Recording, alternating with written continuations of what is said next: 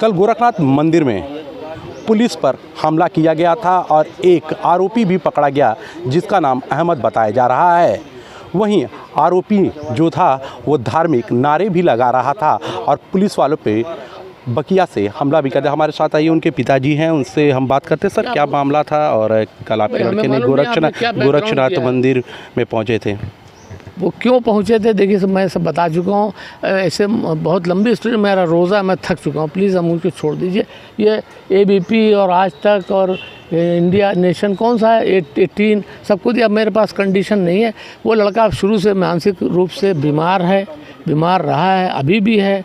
वो पुलिस की संदिग्ध गतिविधि से, जो कि पुलिस नहीं अपने को, ना वो पेपर बता रहे थे ना साफ बता रहे, उससे वो टेंशन में आ गया। देखिए, उसका जो मेंटल वो फ्लेयर अप होता है, वो किसी भी उसको डांट दें तो वो मतलब डाउन हो जाएगा। कोई चीज़ खुशी हो जाए तो उसमें उछल जाएगा।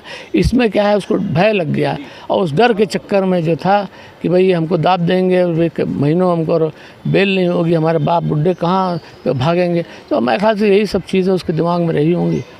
और वो तो पढ़ा लिखा लड़का है, देखता है ना भाई कैसे झूठे केस होता, कई बार पुलिस प्लांट कर देती है, कोर्ट छोड़ती है।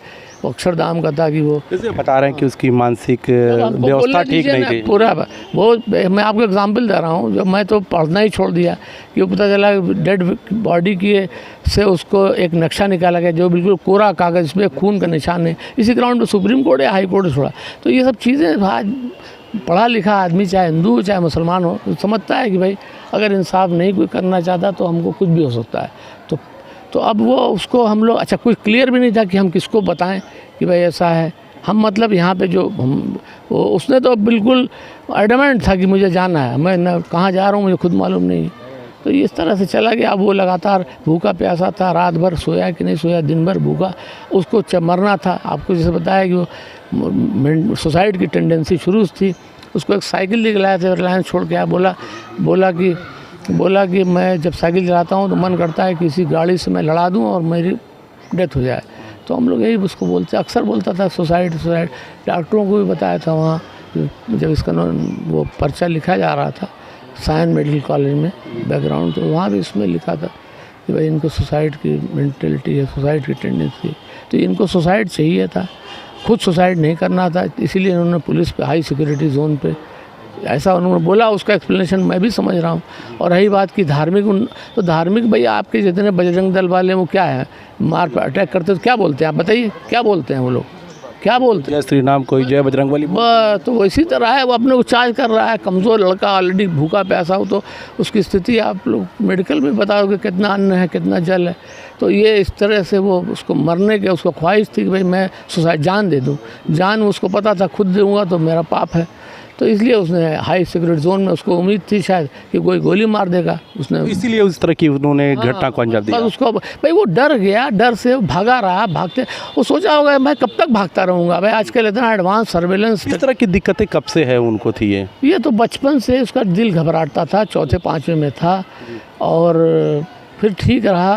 और कुल मिला के आप समझिए उसकी स्थिति तो लगातार ख़राब है। पिछले 5-6 साल से वो हमारे बेडरूम में सोता है। हमारे बेडरूम में कल CO साहब गए थे, SP साहब भी थे, तो हमने कहा भाई यही सोता है ये। वो अगर बात करें कि घर से वो कब निकले थे? अब हमें याद नहीं है, हम तो इतना उसको देखा नहीं जाते हुए।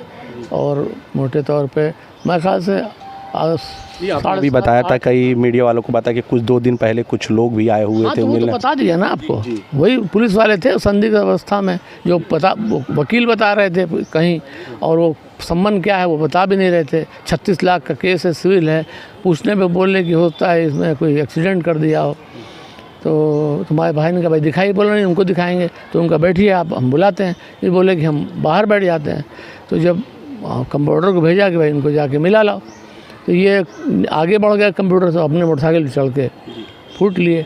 तो जब फूट लिए तो भाई ये समझ नहीं आ रही है क्या चक्कर। अगर अभी पुलिस से आपकी वार्ता भी हुई है तो पुलिस द्वारा यही सब बताया हुआ है, ऑल सेम बताया हुआ है उनको सेम। अब इसमें चिंता का विषय ये है कि वो दूसरा कोई मोटरसाइकिल, तो आपका कहना है कि उनका दिमागी हालत ठीक नहीं था, इसीलिए इस तरह की घटना। इस बात की देखिए, वो तो जो भारत की न्याय व्यवस्था है, जो वो है क्या बोलते हैं इंडियन पेनल कोड 84 सेक्शन है, तो वो उसके हिसाब से unsoundness of mind is a complete defence for any offence. कोई मर्डर तो उसने किया नहीं है, नहीं मर्डर करने का उसका शक्ति थी।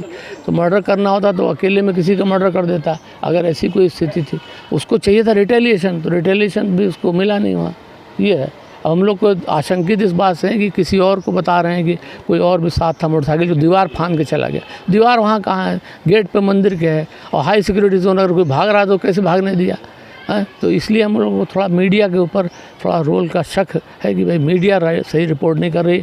उसके बैग में बताते हैं 28 मार्च का टिकट। अरे भाई टिकट तो कहीं गया ही नहीं। 28 मार्च टिकट होगा तो रेलवे खिड़की पे, रेलवे स्टेशन पे 10 उसके फुटेज आएंगे उस तारीख के, वो सब तो है नहीं।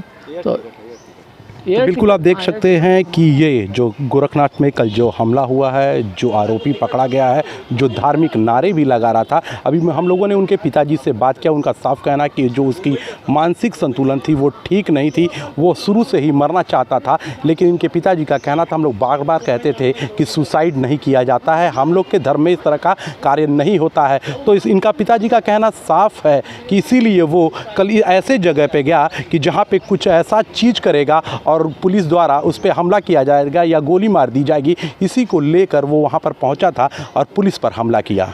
अब देखना ये होगा कि इस पूरे मामले में क्या सच्चाई निकल कर आती है। अब तो ये आने वाला वक्त ही बताएगा। यूपी न्यूज़ 18 के लिए संजय कुमार, गोरखपुर।